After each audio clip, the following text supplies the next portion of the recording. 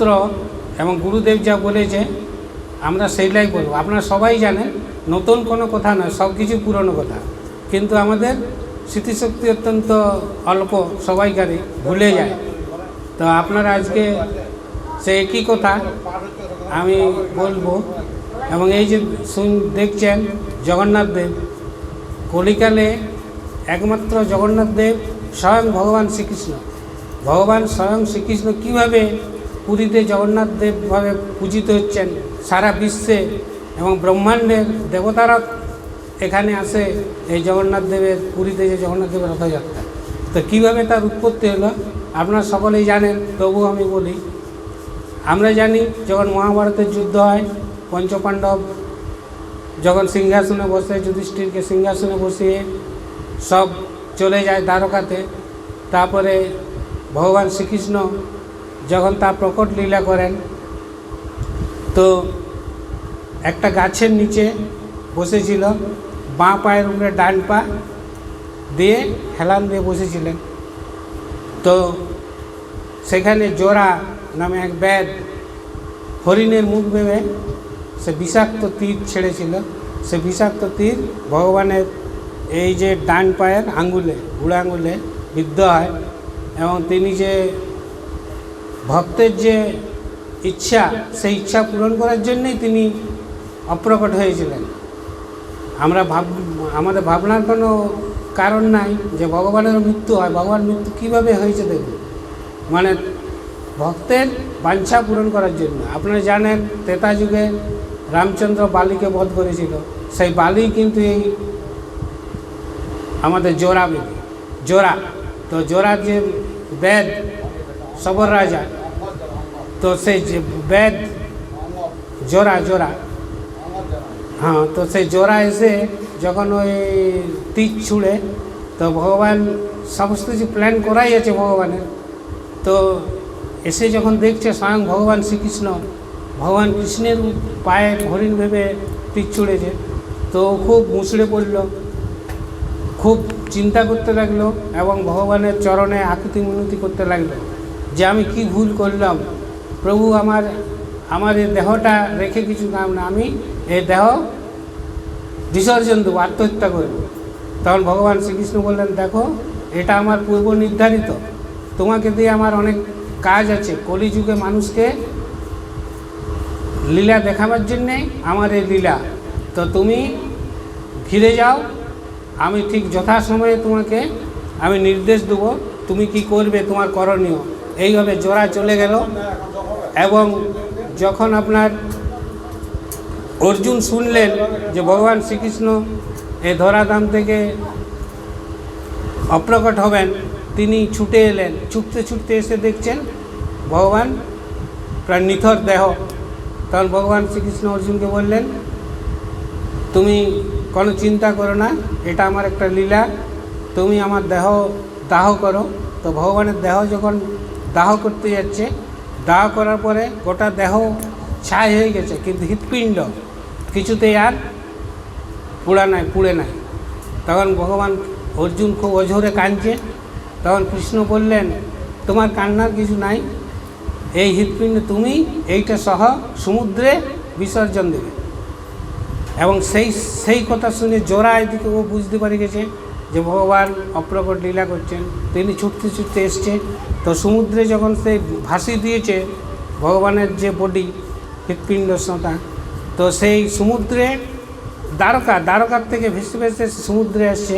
আর ওই যে ব্যাধ জোড়া যে ব্যাধ, সে কিন্তু সে তীরে ছুটে যাচ্ছে, সেইটা ফলো করে কোথায় যায়।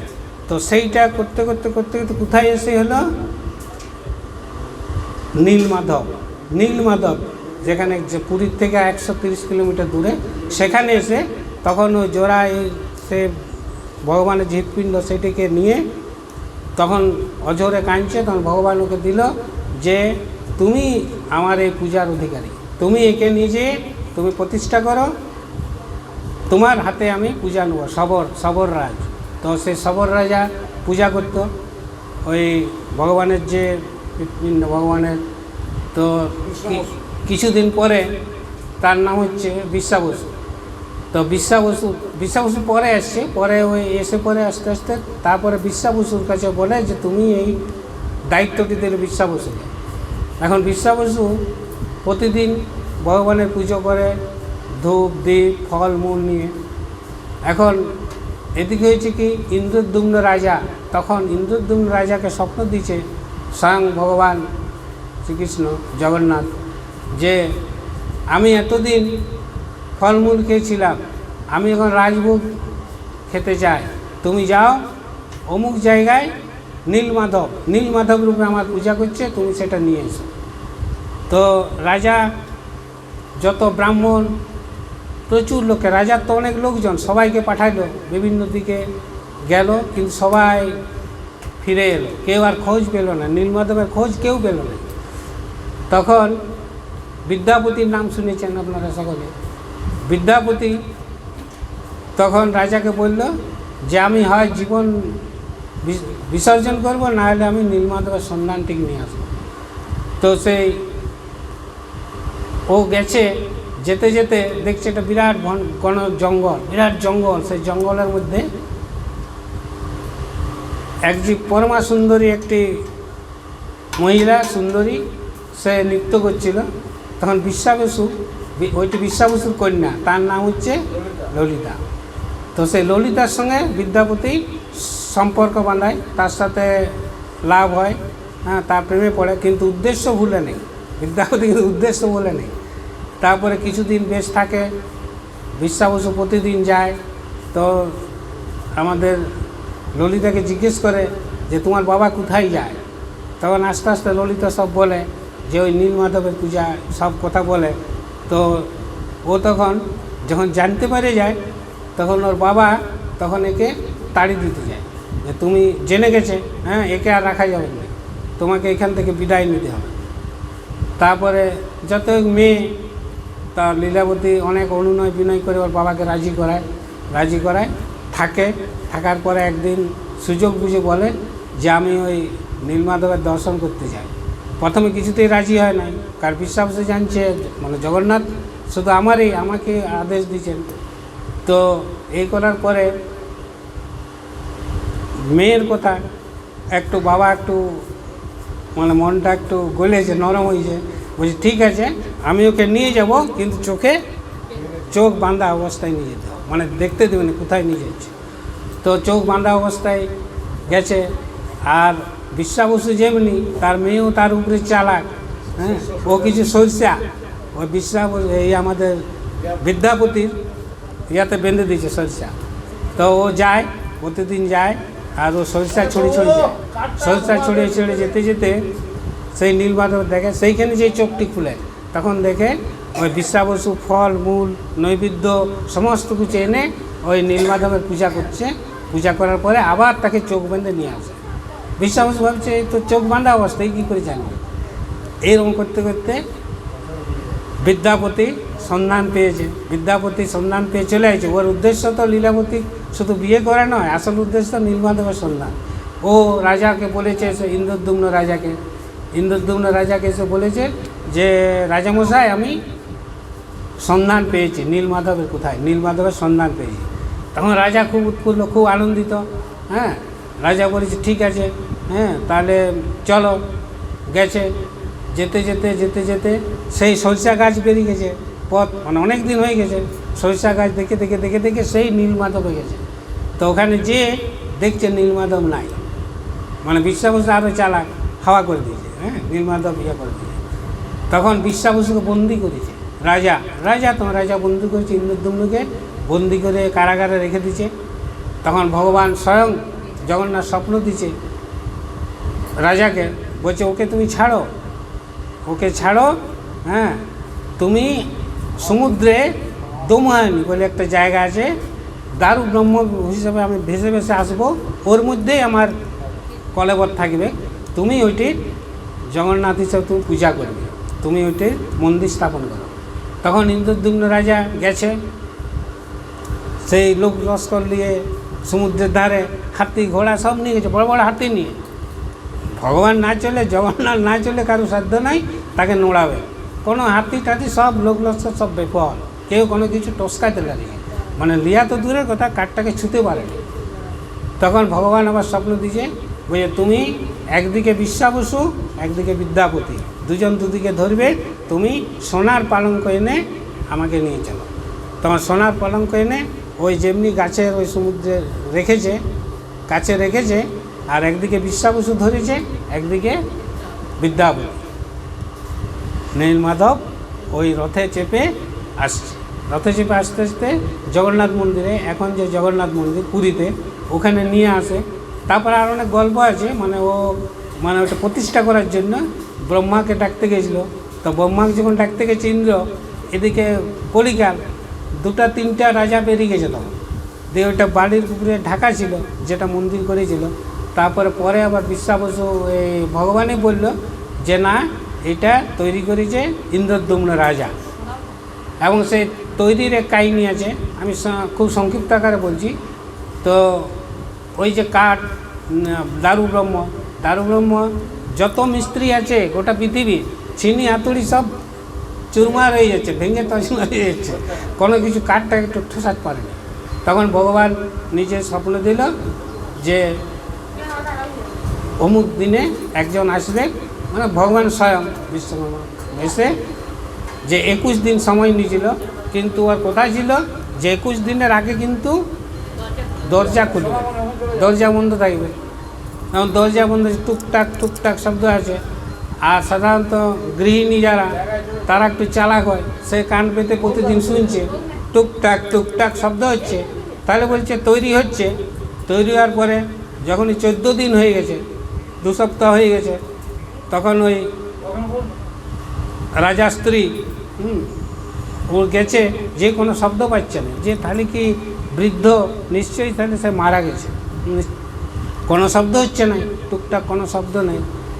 তখন সেই রানী রাজাকে বলেছে, আর বউ বলেছে শুনতে হবে, বইয়ের কথা কেন শুনবে, বলেছে রাজামশাই তুমি এটা খুলো, কৌতুক করে খুলিছে, যে এটা না খুললে ও তো বৃদ্ধ, যদি মারা গেছে তা আমরা পাপের ভাগী হবো। আর বইয়ের কথা শুনে খুলেছে, যেমনি খুলেছে নাই, কেউ নাই, ভগবান স্বয়ং এসেছিলেন। তখন ওই জগন্নাথের মূর্তি অসমাপ্ত হয়ে আছে। হ্যাঁ, তখন এরা খুব হা উতাস করছে। আর হা উতাস করলে কিছু হবে না, কারণ কোনো কন্ডিশন যদি থাকে তাহলে সেই কন্ডিশন আমাকে মানতে হবে। এরা কন্ডিশন মানল নাই, বাস শুরু হলো তাদের দুঃখের শুরু। তখন ভগবান স্বয়ং তাদের স্বপ্ন দিল যে না, তোমাদের দুঃখ পাবার কোনো কারণ নাই, এইটাই আমার রূপ, আমি এই রূপ এই কলিকালে প্রকট করব। মানে আপনারা ভাববেন না এই পুরীর জগন্নাথ যে স্বয়ং ভগবান, সেই হৃৎপিণ্ড যেটা পুড়ল না, আপনারা শুনলেন প্রথম থেকে যারা শুনলেন। তো ওই যে 12 বছর ছাড়া যে নবকলেবর হয়, ওখানে 4টা খণ্ড হয়, একটা মূর্তি হয়, মানে মুখ, গলা, হৃৎপিণ্ড, এরকম করে 4টা খণ্ড, আর প্রত্যেকটা একটা করে গর্ত থাকে। ওই যে নবকলেবর হয়, ওই যে ভগবানের যে স্বয়ং শ্রীকৃষ্ণের যে হৃৎপিণ্ড, সেই হৃৎপিণ্ডটা 12 বছর ছাড়া ওইখানে প্রতিষ্ঠা করবে। এবং ওইটা একটা, মানে আমরা অনেক কিছু আশ্চর্য দেখেছি পৃথিবীর, কিন্তু জগন্নাথ মন্দিরের যে আশ্চর্য ঘটনা কয়েকটা আমি বলবো, আপনারা জানেন অনেকেই। তো এই রকম আশ্চর্য কোথাও নাই। আলাদিনের আশ্চর্য প্রদীপ শুনেছি, কিন্তু এটা কাল্পনিক, কিন্তু এটা হচ্ছে অরিজিনাল ভগবানের একদম বাস্তব। তো যেটা বলছিলাম, তারপরে ওই 12 বছর ছাড়া ওইটা যে প্রতিস্থাপন হয়, তার আবার অনেক গল্প আছে। ওই যে সবর রাজার যে সেবাই, তারাই একমাত্র ওইটা করতে পারে, এবং তাদেরকে স্বপ্ন দেয়। এখনও এই কলিযুগ একমাত্র যদি ভগবান জগন্নাথ পুরীতে, তো এই কলিযুগ স্বপ্ন দেয় 12 বছর অন্তর সেই সেবায় যারা, যে কোনখানে গাছটা পাওয়া যাবে, সেই গাছের কি চিহ্ন, নৃসিংহদেবের মূর্তি থাকবে, এবং সেই গাছে কোনো পাখি বসবে না, কোনো পশু বসবে না, সাপ দিয়ে, বিশদ সাপ দিয়ে সেটা আগুলে দেবে, তাদেরকে করে, সেইটা 12 বছর পর আসে। তো যাই হোক, এটা অনেক কথা, মানে দিনের পর দিন বললেও শেষ হয়নি। তো এই হচ্ছে আমাদের আসল পুরীর জগন্নাথের এইটা লীলা কাহিনী। তারপরে আমাদের যে 4টা দরজা, আপনারা যারা গেছেন, প্রথম হচ্ছে পূর্ব দিকে সিংহদ্বার, 2টো সিংহর মূর্তি আছে, সিংহদ্বার দিয়ে অনেকেই ঢুকে, এটা হচ্ছে সিংহের মূর্তি, মানে মুখ্য লাভ, সিংহদ্বারে দিয়ে যারা ঢুকে তার মুখ্য লাভ হয় জগন্নাথের। তারপরে আছে পশ্চিম দিকে আছে হস্তিদ্বার, হস্তিকে বলে মা লক্ষ্মীর মানে অত্যন্ত প্রিয়, ধনের দাত্রী, যারা ধন সম্পদ এইসব চায়, তাদের জন্য পশ্চিম দুয়ার, উত্তর পশ্চিম, ওই পূর্ব পশ্চিম, উত্তরে হচ্ছে অশ্বদুয়ার। যাদের ধরুন কামুক বেশি, কামের প্রভাব বেশি, তাদের অশ্বদুয়ারে ঢুকলে কী হয়, তাদের ওই প্রভাবটা কমে যায়। তো এইরকম যে দুয়ার, এক একটা দুয়ারের এক একটা ইতিহাস আছে। তো আমরা সংক্ষেপে বলছি, কারণ এটা তো ডিটেলসে বললে অনেক সময় লেগে যাবে। তো এই হচ্ছে 4টে দুয়ার। তো এখানে এর অনেক গল্প আছে, মানে গল্পগুলো সত্যি কিন্তু কাহিনী। একবার মানে পুরীর জগন্নাথ মন্দিরে রঘু বলে একজন ভক্ত ছিল, রঘু দাস। তো একবার রঘুকে ভগবান বলেছে চলো কাঁঠাল চুরি করবো, রাজার দরবারে খুব ভালো ভালো কাঁঠাল আছে, কাঁঠাল চুরি করে আনবো, খাবো। বলছি সে কী বলবো, কাঁঠাল চুরি করতে হোক কেন, আমি খুঁজে নিয়ে আসবো। বলছে না, চুরি করে খাওয়া একটা আলাদা টেস্ট। বলছে আমি তো মাখন দধি, আমার বাবার তো 9 লক্ষ গাভী ছিল, কিন্তু চুরি করে খাওয়ার একটা আলাদা টেস্ট। বলছে তুমি চলো না, কোনো ভয় নেই। তো রঘু গেছে, ভগবান বলেছে, রঘু গেছে, রঘু যে বলছে তুমি গাছে উঠবে, আমি গাছের তলায় দাঁড়াবো, তুমি সবচেয়ে যেটা বড় কাঁঠাল সেটা পারবে, দিয়ে আমি লুকে নেবো। রঘু সরল, অত্যন্ত সরল, উঠিছে, গাছে উঠিছে, বেশ বড় দিকে একটা কাঁঠাল পেড়েছে। বলছে তুমি আছো তো নিচে, বন্ধু তুমি আছো? বলছি হ্যাঁ আমি আছি। দিয়ে তারপরে পেড়ে আর ফেলেছে, ভাবছে ধরবে, আর ধপাস করে শব্দ হয়েছে, বিরাট শব্দ। আর যেমনি শব্দ হয়েছে মাল এইগুলোর থেকে উঠে আইছে, চারদিকে চৌচির হয়ে গেছে কাঁঠাল, ভগবান নাই।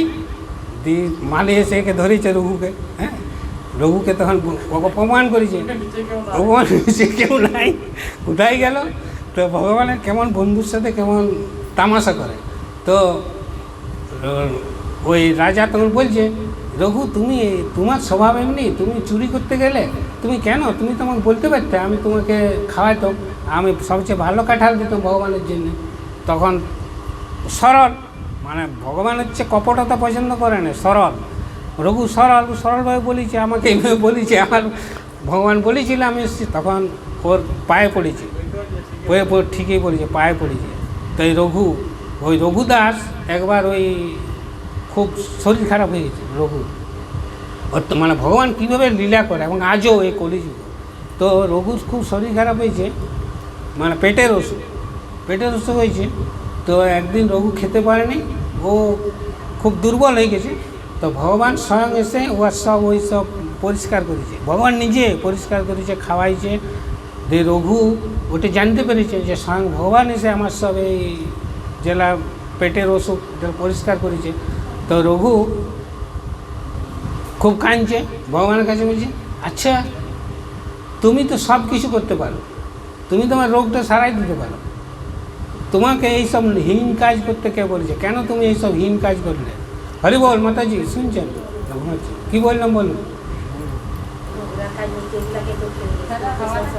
হ্যাঁ, রঘুর পেট খারাপ, ভগবান নিজে তার পায়খানা পরিষ্কার করছে, দিয়ে তাকে খাওয়াচ্ছে নোংরা, তাকে সে দুর্বল হয়ে যাচ্ছিল। তো রঘু বলছে ভগবানকে, বলছে হে ভগবান তুমি তো অন্তর্যামী, তুমি তো সব কিছু করতে পারো, তুমি আমার রোগটাও তো সারিয়ে দিতে পারতে, তুমি কেন এমন হীন কাজ করছো? তখন ভগবান কি বলছে শুনুন, এইটা আমাদের মানে কি বলবো, কান খুলে শোনা দরকার। কেন বলছি? তখন ভগবান বলছে রঘু তোমার এই জন্মে যত পাপ ছিল প্রারব্ধে, সমস্ত পাপ আমি তোমার ক্ষয় করে দিতে চাই। আমি তো পারতাম তোমাকে ভালো করে দিতাম, কিন্তু এই জন্মেই তোমাকে আমি বৈকুণ্ঠে দিয়ে যেতে পারি। তো এইটা আমাদের যখন কোনো কষ্ট হয়, কোনো দুঃখ দেয়, তখন ভাবতে হবে ভগবান আমাদের ভালোর জন্য করছে। কিন্তু আমরা হতভাগা, আমরা ভাবছি আমি পূজা করছি, করছি, তা আমার এই কষ্ট, পূজা করবো না, মানে সাধারণ লোক যারা, কিন্তু যারা ভক্ত তারা কিন্তু ছাড়বে না। তো রঘুদাসের এইরকম কাহিনী। হ্যাঁ,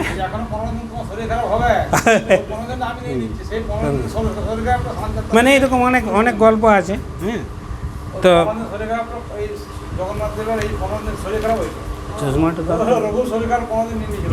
তো ভগবান এইভাবে অনেক কাহিনী আছে, অনেক লীলা কাহিনী আছে। হ্যাঁ, আরেকটি কাহিনী, একবার ওই জয়পুরের মহারাজার কাছে ওই পুরীর পাণ্ডারা ভোগ নিয়ে গেছে, না কয়েকটা বলছি অনেক, তো ভোগ নিয়ে গেছে, প্রসাদ নিয়ে গেছে জয়পুরের মহারাজার কাছে। ও চশমা কোথায় খুলে রাখলো দেখুন। এই রে হরি বল। তো যেটা বলছিলাম, জয়পুরের মহারাজা নিয়ে গেছে মানে প্রেমপত্র, লাভ লেটার, কে না লেখে, সবাই লেখে। তো দেখো কীভাবে প্রেমপত্র লিখেছিল ভগবানকে, স্বয়ং ভগবান মানে ভগবানকে লিখেছিল। তো গেছে, তো প্রসাদ পেয়ে রাজা রানী খুব খুশি হয়েছে, মানে জয়পুরের রাজা এবং রানী খুব খুশি। পুরীর জগন্নাথের প্রসাদ পেয়েছে। প্রসাদ পাওয়ার পরে প্রসাদ পেয়ে খুব প্রসন্ন হয়েছে রাজা রানী। কিন্তু ওর যে কন্যা, সুন্দরী কন্যা, ও কিন্তু প্রসাদ পেয়েছে, কিন্তু মনে মনে ভাবছে জগন্নাথ পুরীতে গেলে সবাই জগন্নাথকে নানা রকম জিনিস দেয়, আমি কিছু একটা জিনিস আমি দিতে চাই, তো কি দেবো? হ্যাঁ, তো ও একটা জিনিস দিয়েছে ভগবানকে, সোনার পেটিকাতে, সেই পাণ্ডার হাতে সোনার পেটি, মানে বাক্স আর কি, ছোটো একটা সোনার বাক্সের মধ্যে দিয়েছে এবং পাণ্ডাকে বলেছে যে তুমি এটি জগন্নাথকে দেবে, এবং তার জন্য তাকে কিছু স্বর্ণ মুদ্রাও দিয়েছে, মানে যে পাণ্ডাটা তাকে স্বর্ণ মুদ্রাও দিয়েছে, মানে ওইটা বই নিয়ে যাওয়ার জন্য। তো স্বর্ণ মুদ্রা দিয়েছে, দেওয়ার পরে সেই পাণ্ডা যখন আসছে, জগন্নাথ পথে আসছে, তখন তো ট্রেন থাকে না, এখন তো রাত্রি চাপলে সকালে নেমে যাচ্ছে, ট্রেন থাকে না, হেঁটে হেঁটে আসতে আসতে মাঝপথে ওর মনে হয়েছে যে সোনার পেটিকা, তাহলে এর মধ্যে অনেক কিছু নিশ্চয়ই দামি দামি সোনা, হীরা, মণিমাণিক্য থাকবে। লোভে পাপে মৃত্যু। সেই পাণ্ডার একটু লোভ ধরেছে, লোভ পেয়ে গেছে। ও তখন সেই ইয়েটা খুলেছে, ওই পেটিটা, সোনার পেটিটা খুলে দেখছে কিছু না, একটা টুকরা কাগজ, লাভ লেটার, ভগবানকে লিখছে, সেই রাজার কন্যা, প্রেমপত্র। তো কী করছে, ছি, আমি এত দূর এই ইয়েটা বইয়ে নিয়ে এলাম এত কষ্ট করে, কোথায় ইয়ার থেকে আমি বইয়ে নিয়ে আসছি, জয়পুর থেকে নিয়ে যাবার নীলাচল পুরী। তো পথে ও খুব দুঃখ পেয়েছিল যে আমি এত কষ্ট করে নিয়ে এলাম, একটা কাগজ ছিঁড়ে ফেলে দিয়ে ও যখন বাড়িকে এসছে, আর ও ছটপট করছে রাত্রে। হ্যাঁ, তখন ভগবান যেমন ও টুটি চিপছে, মানে গলা চিপছে, তো ও বলছে তোকে যে আমাকে একটা উপঢৌকন দিয়েছিল রাজকন্যা, রাজার কন্যা, তো সেইটা তুই ছিঁড়ে ফেলে দিলি। আমার কাছে ওর থেকে অমূল্য রত্ন আর কিছু থাকে না, তুই সেইটা, এবং তোকে পয়সাও দিয়েছিল, মানে ও যে বইয়ে নিয়ে যে আসবে তার জন্য ওকে যথেষ্ট পারিশ্রমিকও দিয়েছিল। পারিশ্রমিক দেওয়া সত্ত্বেও কিন্তু দেখুন কীরকম লোভ, হ্যাঁ, লোভ যা হয়। তখন ওই পাণ্ডা একদম টনক লড়িছে, ও তো একদম সোজা যে জগন্নাথ মন্দিরে মানে কি বলে ওইটা, কী দেয়, হত্যা দিয়ে পড়েছে। হ্যাঁ, যে মানে কি ভুল করেছে মনে মনে ভাবছে। তো সে ভাবতে মানে কি লিখেছিল দেখুন সেই চিঠিটাতে, মানে যে রানী যে দিয়েছিল রাজকন্যা, তো এইখানে দেখুন মানে কি লেখা ছিল সে চিঠি, প্রেমপত্রটা কি লিখেছিল দেখুন। মানে ওই কন্যা মনে মনে ভাবছে যে ভগবানের তো অনেক কিছুই আছে, হ্যাঁ, তাহলে কি দেবো। তখন এই শ্লোকটি, একটি ছোট্ট শ্লোক লিখেছিল, কি, রত্নাকরস্তব গৃহং গৃহিণী চ লক্ষ্মী কিং দেয়মস্তি ভগবতে পুরুষোত্তমায় আবির গোপ ললনাঘৃত মানসয়া দত্তং মনস্তদনু মে কৃপয়া গৃহান। এই শুধু এই 4টি লাইন লিখেছিল। তার মানেটা কি, শ্লোকটার অর্থটা শুনুন। শ্লোকটার অর্থ কি, যে লাভ লেটারটি লিখেছিল ওই রাজার যে মেয়ে, তার অর্থটা কি, যে শ্রীক্ষেত্রে যখন যায় সবাই কিছু না কিছু দেয়, হ্যাঁ, তো আমি তোমাকে কি দেব, তুমি তো রত্নাকরে শয়ন করো, তুমি তো রত্নের সিংহাসনে শয়ন করো, তবে রত্নের তোমার কাছে কোনো মূল্য নাই। আর বলছে স্বয়ং লক্ষ্মী তোমার পত্নী, অতএব তোমার কোনো অভাব নাই, তাহলে আমি কি দেবো না। তখন বলছে তুমি যখন বৃন্দাবন থেকে মথুরায় গেছিলেন, তখন গোপীরা কি করেছিল, তোমার মন চুরি করেছিল। তো ভাবগ্রাহী জনার্দন, ভগবান চায় শুধু আমাদের মনটুকু, আমাদের টাকা পয়সা গয়না এই যে ভোগ দিচ্ছি, আমরা কতটা মনের সহিত চোখের জলের সহিত নিবেদন করছি, সেইটি ভগবান দেখে। ভগবান ওই আমাদের টাকা পয়সা ওই সব দেখে নেই। তো এইভাবেই ও মানে ওই কন্যার ভাবটা দেখুন, বলছে গোপীরা তোমার মনটি চুরি করে নিয়েছিল, তো তোমার তো একটি জিনিসের অভাব কি, সেটি হচ্ছে মন। তাই বলছে আমি আমার মন তোমায় দিলাম, কৃপা করে তুমি গ্রহণ করো। এই প্রেম করতে সেইটি লিখেছিল। আর সে পান্ডা, তখন সে পান্ডাকে বলছে, স্বয়ং ভগবান বলছে তুই জগন্নাথ মন্দির যে দেখ, তুই যেটা তুচ্ছ ভেবেছিলি কোথায় আমি স্থান দিয়েছি। তখন সে পান্ডা এসে দেখছি জগন্নাথ দেবের যে বনমালা, সেই মালাতে লকেট করে সেই কাগজটা যেটি সেই জয়পুরের কন্যা দিয়ে, সেইটি যারা প্রথম থেকে শুনেন নাই বলে দিবেন তাদেরকে গল্পটা। হ্যাঁ, তো সেই টুকরাটি তো ভগবান হচ্ছে ভাবগ্রাহী জনার্দন। ভগবানকে আমরা কেউ কিছু দিতে পারি নাই, কিন্তু আমরা দিতে পারি কি আমার মন। ভগবান শুধু আমাদের মন চায়। তা আমরা যদি ভগবানকে এটি দিই, তাহলে ভগবান অত্যন্ত খুশি হয়। আর অহংকারের সাথে যদি দেয়, এটা একটা কাহিনী আছে, মানে সত্য কাহিনী সব। ওই একজন মানে ধমণ্ডী, খুব ধনী, খুব অহংকারী, আর অহংকারী ধমণ্ডী। তো সে একদিন গেছে জগন্নাথপুরীতে, আর জগন্নাথপুরীতে গেলেই আপনার প্রসাদ দেয়। তো যখনই ওকে প্রসাদ দিয়েছে, ও পকেট থেকে নোট বার করে 100 টাকার নোট বার করে দিয়েছে। হ্যাঁ, দিয়ে বলছে না, এই জগন্নাথ এখানে পয়সা লাগে না, এখানে ফ্রি প্রসাদ। বলছে আমি পয়সা ছাড়া কোনো কিছু গ্রহণ করিনি, মানে অহংকার। হ্যাঁ, তখন প্রধান পুরোহিত যে সে শুনতে পেয়েছে ওর কথাটা, সে বলেছে ও আচ্ছা।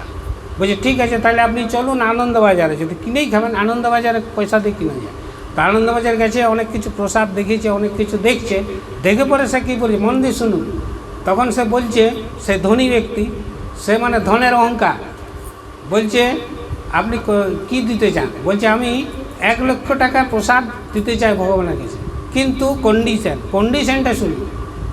বলছে একটি প্রসাদে 1 লক্ষ টাকার দাম দেব, যে প্রসাদ দেবো সেটিতে 1 লক্ষ। এর আপনারা শুনেছেন, তবু আরও শুনুন। 1 লক্ষ টাকা দাম, একটি প্রসাদ দেবো, সেটা 1 লক্ষ টাকা দাম যেন। এরা চিন্তায় পড়ে গেছে পান্ডারা, 1 লক্ষ টাকার কোনো তো প্রসাদ, একটি আইটেম 56 আইটেম দেয়, 56 ভোগের বলেছে একটি আইটেম দেবো, সেটার দাম যেন কম করে 1 লক্ষ টাকা হয়, 1 লক্ষ টাকা দাম দেবো। এরা চিন্তায় পড়ে গেছে। আর যখনই পুরীর জগন্নাথে এখনও মন্দিরে কোনো প্রবলেম সমস্যা হয়, কেউ যখন মিটাতে না পারে, তখন উহাদের যে প্রধান পুরোহিত, সে উপবাস দিয়ে মানে রাত্রে ভগবানের আরাধনা করে। তো প্রধান পুরোহিত বলছে এটা তো আমরা কেউ মিটাতে পারবো না, স্বয়ং জগন্নাথ ছাড়া।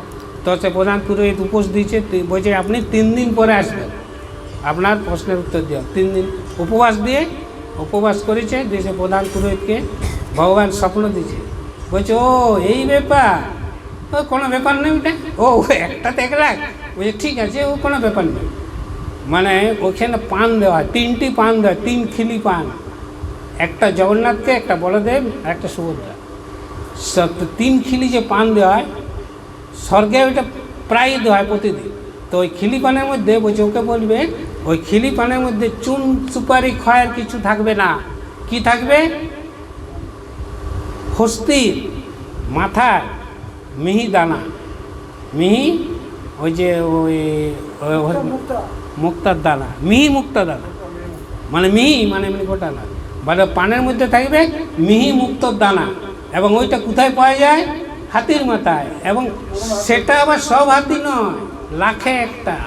সে কি বলে না, মোরা হাতি 1.25 লাখ, মানে 1 লাখ হাতি যদি মারে, একটা হাতির মধ্যে তো পাবে। একে বলছে যাও তুমি ওকে শুধু 1 খিলি পান দিতে বলো, মানে গায়ে জ্বর আসছে, যে একটা আইটেম বলেছে কিছু না, শুধু আমাকে 1 খিলি পান দিই।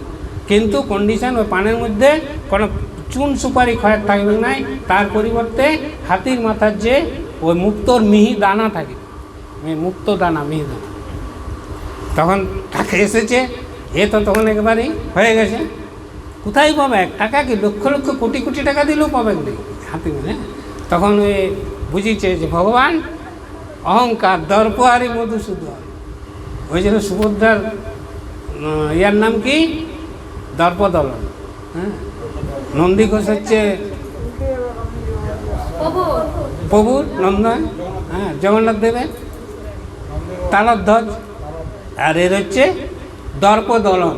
তো দর্প আরই মধুসূদন, ভগবান কারু দর্প কারু রাখে নাই, তখন ওই ওই রাজাটা যেখানে ছিল সে এখনও তার নাম হয়েছে, এখন নাই, মারা গেছে সেই রাজা। তারপরে সে ধন্যা দেয় জগন্নাথের চরণে, যে অহংকার। তেমনি কেউ যদি অহংকার করে যে আমি কী আছে জগন্নাথের দেবো, পারবেন না মন। হ্যাঁ, এবং এই একমাত্র পুরী ধামে, এই জগন্নাথ ধামেই আপনার 7টা আশ্চর্য আছে। অনেকেই জানেন, তবু এবার শুনুন সবাই, যারা কে কে জানেন 7টাই, কে জানেন 7টাই, কে জানেন, তবু শুনুন। কারণ আমাদের একই কথা বলছি, শাস্ত্রের কথা, গুরুদেবের কথা। আমরা স্মৃতিশক্তি কম, যত মনে থাকবে, যত শুনবেন মনে থাকবে। তো এই যে 7টা যে আইটেম, তার মধ্যে একটা আছে জগন্নাথের উপরে যে পতাকা, উপরে ওই হাওয়ার বিপরীত, মানে আমাদের সাধারণত পতাকাটা কি, এই যে ধর পাখাটা আসছে, আপনি একটা কিছু দেন এই দিকে আসবে, কিন্তু এটা উল্টা দিকে। এখনও এই কলিযুগ 1 নম্বর আশ্চর্য, মানে 7ম আশ্চর্যর মধ্যে একটা আশ্চর্য। তো হাওয়ার বিপরীতে পতাকা এখনও দেখব। হ্যাঁ, দ্বিতীয়ত কি বলছে, ছায়া। মূল মন্দির যেটা বিশাল মন্দির, সেই ছায়াটা কখনো আপনার কোনো দিকে, আপনি যেদিকেই যান, উত্তর পূর্ব কোনো দিকে, সেই ধরুন এই যে বাড়িটার ছায়াটা তো পড়বে, কিন্তু জগন্নাথ দেবের ছায়া কখনো পড়বে না। এবং ওই জগন্নাথ দেবের মন্দিরের উপর দিয়ে কোনো প্লেন আজ পর্যন্ত যেতে পারে, কোনো পাখি পর্যন্ত উড়ে পারবে না। আশ্চর্য, মানে ভগবান যে আছে, মানে আমরা কি বলবো, কলিযুগের মানুষ অত্যন্ত অভাগা, যারা এগুলো বিশ্বাস করেনি, এখনও সেলে রয়েছে। হ্যাঁ, তো এইটা হচ্ছে 2 নম্বর ছায়া। হ্যাঁ, 3 নম্বর হচ্ছে আপনার প্রসাদ। এখানে প্রসাদের সিস্টেম দেখুন, ওই যে জগন্নাথের যে প্রসাদ, যেটা রান্না হয় একই সমপরিমাণ রান্না হয় প্রতিদিন, সেই সমপরিমাণ আপনার যদি 10,000 লোক হয়, সেই প্রসাদে কুলি যাবে, মানে সেই প্রসাদ মানে বাড়বে না বেশি। আবার 1 লক্ষ হলেও সেই প্রসাদ, কী আশ্চর্য বলে, এটা আশ্চর্য নয়? আমরা সাধারণত 50 জনের আইটেম করেছি, যদি 100 জন হয়ে যায় বিপদ, আর মুড়ি নিয়ে আয় কোথার থেকে। হ্যাঁ, আর দেখুন ভগবানের কী আশ্চর্য, এটা একটা আশ্চর্য প্রসাদ। হ্যাঁ, তারপরে রান্নার পদ্ধতি আপনারা জানেন, রান্নার পদ্ধতি 7টা হাঁড়িতে।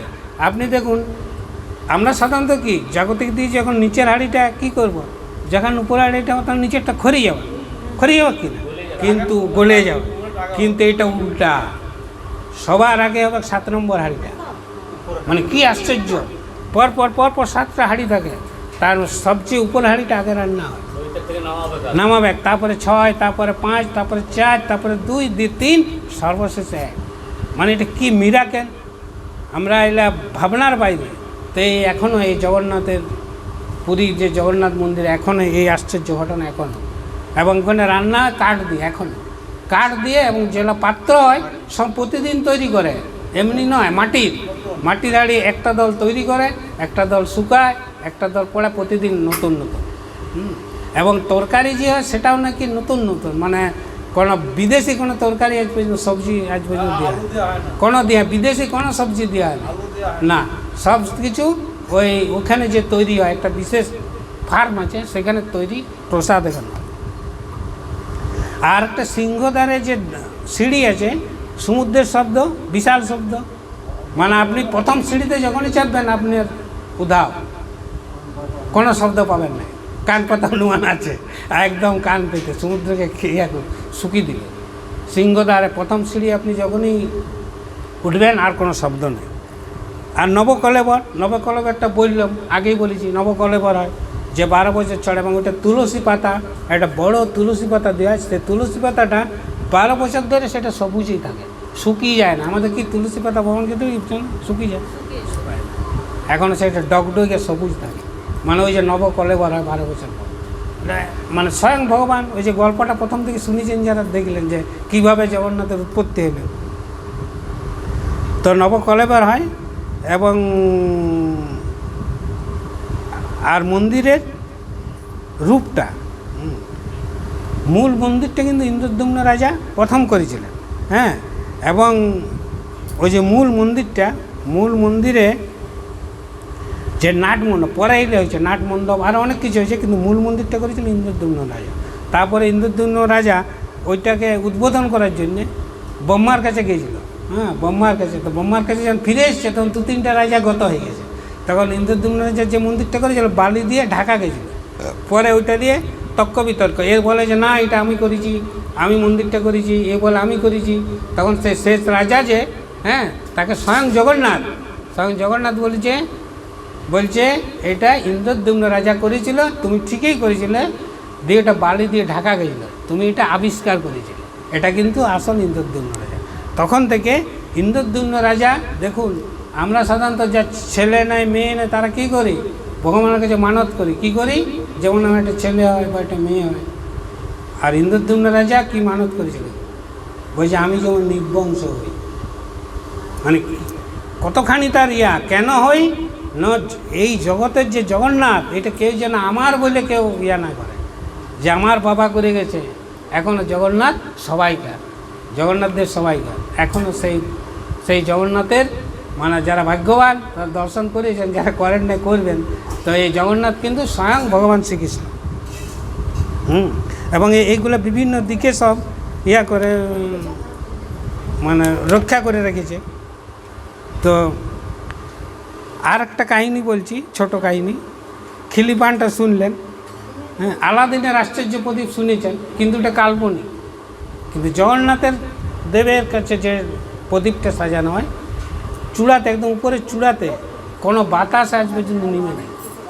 ওইটা প্রতি একাদশীতে প্রদীপটা জ্বালা হয়, 15 দিন অটুট থাকে। ওইটা 1 ফুট বা 1 ফুট ডায়ামিটার প্রদীপটা, এবং ওইটা 2.5 কেজি ঘি ধরে, 2.5 কেজি ঘিয়ের প্রদীপ। এবং এটা হচ্ছে আশ্চর্য প্রদীপ, মানে এটা প্রতি একাদশীতে চেঞ্জ করা হয়। হ্যাঁ, তো হ্যাঁ না না ওই কোনোদিন নেমে নেই। তো হ্যাঁ, কোনো কিছুতে নেবে, ঝড়ো বাতাস, বলছি ঝড়ো বাতাস, শুধু এমনি হাওয়া নয়। ধরো ওই যে সমুদ্রে যেমন আইলা, তারপরে ওই যে আরও কি ফণি, আমফান, কোনো ফানে ওকে কিছু করতে পারে না, স্বয়ং জগন্নাথ।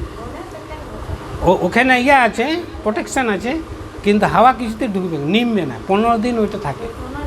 যেমন এই যেমন থাকে আপনার কেদারনাথে অক্ষয় প্রদীপ, জানেন তো, অক্ষয় প্রদীপ 6 মাস ধরে চলে থাকে, 6 মাস ধরে। তো এইটা হচ্ছে মানে জগন্নাথের অনেক কিছু কাহিনী আছে। মানে এই যে গুন্ডিচা মন্দিরের যে কাহিনী, গুন্ডিচা মন্দির কেন পরিষ্কার করা, তো এটা বলতে অনেক সময় লাগবে, ওইটা পরে একদিন বলবো। আরও না, অনেক সময় লাগবে, কারণ আমার তো প্রায় 1:45 বেজে গেল, কারণ টাইম সম্পর্কে আমাদের এলাকা থাকতে হবে। তো গুন্ডিচা মন্দিরটা আমরা ওই পলাশবাড়িতে বলবো। মানে ওইটা অনেক কাহিনী, কেন গুন্ডিচা মন্দির, ওইটা আমাদের ভক্তদের বেশি শোনা দরকার, মানে বিশেষ করে যারা ভক্ত তাদের বিশেষ দরকার। তো আমরা ছোট কাহিনী বলি। তালিচা মহাপাত্র একটা কাহিনী শুনি, মানে এবং এটা গল্প নয়, এটা কিন্তু প্রত্যেকটা সত্য ঘটনা। মানে এই এতক্ষণ আমি যেটা বলতাম, একটা আমার নিজের কথা বলি নাই, গুরুদেব যেটা বলেছেন, শাস্ত্র যেটা বলেছেন। তালিচা মহাপাত্র কাহিনীটা শুনুন, এইটা করে আমি শেষ করবো। তালিচা মহাপাত্র, তো তালিচা মহাপাত্র বলে একজন ভক্ত, সবাই কিন্তু ভগবানের কি বলবো, এক একজন 19-20, সবাই এক একজন, যেন গুরু মহারাজের ভক্তরা দেখেছেন, সবাই ডেডিকেটেড, কে কাটছে 19-20, কে বলে আমাকে দেখ, ও বলে আমাকে দেখ। তো তালিচা মহাপাত্র বলে জগন্নাথের একজন খুব ডেডিকেটেড ভক্ত ছিল। এখন ওই রাজা তো যখন তখন জগন্নাথ মন্দিরে যেতে পারে, জগন্নাথ মন্দির বলেই দিয়েছে মাত্র 5 ঘন্টা না 3 ঘন্টা বন্ধ থাকে, বাকি ওই 22 ঘন্টা 21 ঘন্টা খোলা থাকে জগন্নাথ মন্দির। তো ওইখানে রাজা একদিন হঠাৎ করে মন্দিরে যাবো বলছে, জগন্নাথ দর্শন করবে। আর সেদিনে ভাত ছিল তালিচা মহাপাত্র। হ্যাঁ, তালিচা মহাপাত্র যখন সিংহদ্বার দেখেছে রাজা আসছে, রাজা দেখেই ও সশব্যস্ত হয়ে মন্দিরে গেছে, জগন্নাথ মন্দিরে ভিতরে গেছে। রাজা যখনই আসবে, রাজাকে কি দিতে হয়, প্রসাদী মালা, জগন্নাথের প্রসাদী মালা দিতে হয়। তো ও যাই দেখছে জগন্নাথের গলায় কোনো মালা নেই, তাহলে রাজা তখনই রেগে যাবে। তখন কি করেছে, ও নিজের গলায় মালা ছিল, দিয়েছিল ওই জুঁই ফুলের মালা, সেই মালাটা, এটা খুব সুন্দর গল্পটা, ভালো করে মন দিয়ে শুনুন। সেই মালাটা জগন্নাথকে পরাইছে। হ্যাঁ, রাজা কিছু টের পায় না। রাজা এসছে, জগন্নাথের গলায় চাপিয়ে দিয়ে প্রণাম করেছে, খুলে দিয়েছে তালিচা মহাপাত্র। তারপরে যখন রাজাকে দিয়েছে, রাজার একটু সন্দেহ হয়েছে। হ্যাঁ, রাজার একটু সন্দেহ হয়েছে যে এখন তো সব তো খুলে নেওয়ার কথা, কোথায় মালা পাইবে। তখন ও মালাটা বেশ চিরুনি তল্লাশি করেছে, ঘরে গেছে, যাই দেখছে সেই মালাটা তো চুল, বড় চুল লেগে আছে। হ্যাঁ, তখন ও মানে ধারণা করলি যে এ নিশ্চয়ই ওই তালিচা মহাপাত্র পান্ডা পরে সে ওয়ার পোড়া মালাটা আমাকে দিয়েছে। হ্যাঁ, দে ইয়ার ডাক পড়িছে, ডাক পড়ি, সত্য ঘটনা। দেখুন কি অবস্থা। তারপরে কি হচ্ছে দেখুন, মহাপ্রভু মানে জগন্নাথ তালিচা মহাপাত্র ভয় হয়েছে যে আমি তো দিলাম। ও কিন্তু জগন্নাথের পুরা ডেডিকেটেড, যা করবে জগন্নাথ যা করবে তাই, আমি কিন্তু মিথ্যা বলবো না। ও ডেকেছে, দিয়ে বলছে আচ্ছা তুমি যে সেদিন আমার মালাটা দিলে, তো মালাটা জগন্নাথের পরা ছিল না, তুমি চুলটা কী করে আগে? তুমি যদি জগন্নাথের মালা দিয়েছো, জগন্নাথের তো মাথায় চুল নেই, তুমি কি করে চুলটা কী করে আগে? হ্যাঁ, তো কালকে তোমার বিচার হবে, আজ রাতটা তুমি ছাড়িবে না। সারা রাত ওই জগন্নাথের চরণে পড়ে আছে যে হে জগন্নাথ, আমি যা করেছি আমি প্রভুর মানে কি বলবো লীলা প্রকট করার জন্য আমি করেছি, আমি নিজের জন্য কিছু করিনি। যা করেন আপনি করুন, আপনি ভাববেন। তবে আমি মানে রাজার কাছে হাতে মারার আগে আমি কিন্তু সুইসাইড করব। সারা রাত ভেবেছে, সারা রাত ভেবে ভোরবেলায় দেখবেন ঘুম চলে আসছে, যে সারা রাতকে না ঘুম, ভোরবেলায় স্বপ্ন দেখছে স্বয়ং জগন্নাথ বলছে তোর কোনো চিন্তা নাই, তুই রাজাকে নিয়ে আয়। হ্যাঁ, তুই রাজাকে নিয়ে আসবি। তখন জগন্নাথ যখন কথা দিয়েছে আর কোনো কথা নেই। এইবারে যখন যাচ্ছে তখন রাজাকে বলেছে হ্যাঁ জগন্নাথের মাথায় চুল আছে, জগন্নাথের চুল। বলছে হ্যাঁ তুই মিথ্যা কথা বলছো, চলুন তাহলে দেখুন। দেখুন সে গেছে ওই তালিচা মহাপাত্র দেন না, অন্য কারণ দেন। তালিচা মহাপাত্র যখন ওই ওর সাথে যাচ্ছে, পিছনে রাজা সামনে যাচ্ছে, তো জগন্নাথ আশ্চর্য ঘটনা দেখুন, জগন্নাথের চুল থাকে না, পুরো লম্বা চুল জগন্নাথের। হ্যাঁ, পুরো চুল দিয়ে রাজাকে বলছে, হ্যাঁ রাজাকে বলছে দেখো, বলছে তুমি বলছিলে চুল নাই। রাজার তাও সন্দেহ, মানে যারা সন্দেহবাতিক, যারা অভক্ত, তারা সবসময় ওই নেতিবাচক। বলছে না এটা তো আমার বিশ্বাস হয় নাই, তুমি নিশ্চয় পরচুলে লাগিয়েছ জগন্নাথের ইয়াতে। বলছে ঠিক আছে দেখুন। টানছে যখন ঝরঝর করে রক্ত বেরোচ্ছে, মানে গায়ে কাটাশিরা দিচ্ছে। যখন ওই জগন্নাথের চুলটা টানছে তখন রক্ত বেরোচ্ছে। হ্যাঁ, তো দেখুন মানে জগন্নাথের কি কৃপা। হ্যাঁ,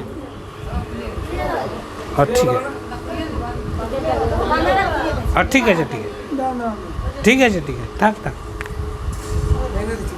ঠিক আছে। তো জগন্নাথের কৃপা দেখুন। হ্যাঁ, তো যখন ওই চুলটা টানছে তখন জগন্নাথের সে চুলটা টানছে। জগন্নাথ মানে কাঠের নয়, আমরা ভাবি কাঠে, মানে আপনি যদি মনে ভাবেন তাই হবে। ওই যে যখন আরতি হয় এইটা করে, তো গুরু মহারাজ বলছে যারা ভক্ত তাদের ভিতরে আরতি হয় ভগবানের ইয়াতে, আর যারা অভক্ত তাহলে একটা লাইটকে ঘুরাচ্ছে, একটা প্রদীপকে ঘুরাচ্ছে, টেলিপ্যাথি, এটা বলে টেলিপ্যাথি। হ্যাঁ, তো তখন যখন ওই ইয়াটা করছে আপনার রাজার আর কোনো সন্দেহ নাই, রাজা তখন একবারে সোজা কার পায়ে পড়েছে? তালিচা মহাপাত্র পায়ে পড়েছে। তো জগন্নাথ মানে ভক্তের বাঞ্ছা পূরণ করার জন্য, ভক্ত যেটা বলবে তার কথাটা পূরণ করার জন্যে স্বয়ং ভগবান এগিয়ে আসে। কিন্তু আমাদের সেই ভাবটা রাখতে হবে। আমি তামাকও খাবো, ডুডুও খাবো, চলবে না। ও গল্পটা জানেন তো সবাই, তামাকও খাবো, ডুডুও খাবো, তাহলে চলবে না। আপনাকে তো একটা ছাড়তে হবে। আমি ধরুন ডেড বডিও খাবো আর ভগবানের পূজা করব, রক্তমাখার হাতে প্রার্থনা ভগবান কখনো শুনবে না। আমি রক্ত খাবো, মাংস খাবো আর ভগবানের পূজা করব, কখনো ভগবান তার প্রার্থনা শুনবে না। মানে সে একজন রাজার বড় লোকের ছেলে, তার রোগ হয়েছে, সে কিছুতে তামাক ছাড়ে না, তামাক খাইতে। তো ওকে ডাক্তারের কাছে নিয়ে গেছে, বলছে ঠিক আছে আমি ভালো করে দেবো। বলছে কী করে? বলছে বাবা তুমি এক কাজ করো, তুমি কাল থেকে তামাকটা তুমি খেও না, তার পরিবর্তে তুমি দুধু খাবে, ডুডু খাবে। বলছে ঠিক আছে তাই খাবো, ডুডুই খাবো। 7 দিন গেছে, রোগ আর সারেনি। এসেছে বলছে কি ওই যে মহারাজ, সে বলছে না এটা তো হতে পারে না, নিশ্চয়ই কিছু ব্যাপার গণ্ডগোল আছে। তখন বলছে বাবা তুমি বলো তো সত্যি করে, তুমি দুধু খেতে? বলছে হ্যাঁ মহারাজ দুধু খেতাম তো। বলছে আর কি খেতে? বলছে তামাকও খেতে, তামাকও খাবো, ডুডুও খাবো। বলছে ও তার মানে তোমার রোগ আর সারবে না, ওই দুটিই খাবো, কখনো রোগ সারবে না। হ্যাঁ হরিনাম করবো, তবে আপনি হরিনাম শুরু করুন, কিন্তু হরিনাম যদি আপনি মন দিয়ে করেন, কেউ যদি মনোযোগ দিয়ে করেন, আমাকে বলতে হবে না বা গৌরাঙ্গবাবু বলতে হবে না, ওই বলে দিবে যে আপনার কোনটা করা উচিত কোনটা করা উচিত না, কারুকে বলতে হবে। আপনি কিন্তু মনোযোগ দিয়ে দেহ মন শুদ্ধ করে যদি আপনি নাম করেন, কি নাম? হরে কৃষ্ণ কৃষ্ণ কৃষ্ণ হরে হরে, হরে রাম রাম রাম হরে হরে। জয় জগন্নাথ। আমাদের মোটামুটি অনেকটা সময় হয়ে গেছে, তো কারণ আমাদের তো ধরুন এমনিতে সময় চলে গেছে, তো আজকে আমরা আর কিছু সময় নেব না। আমরা আমার সাথে সাথে সবাই এইটা বলুন, নীলাচলে নীলমাধব প্রভু জগন্নাথ, ভক্তজনে কৃপা করো দাও গো আশীর্বাদ। নীলাচলে নীলমাধব প্রভু জগন্নাথ, ভক্তজনে কৃপা করো দাও গো আশীর্বাদ। আরেকবার বলুন, নীলাচলে নীলমাধব প্রভু জগন্নাথ, ভক্তজনে কৃপা করো দাও গো আশীর্বাদ। হরি বল। এখন আমরা সবাই মহাপ্রসাদের ভোগ নিবেদন হবে।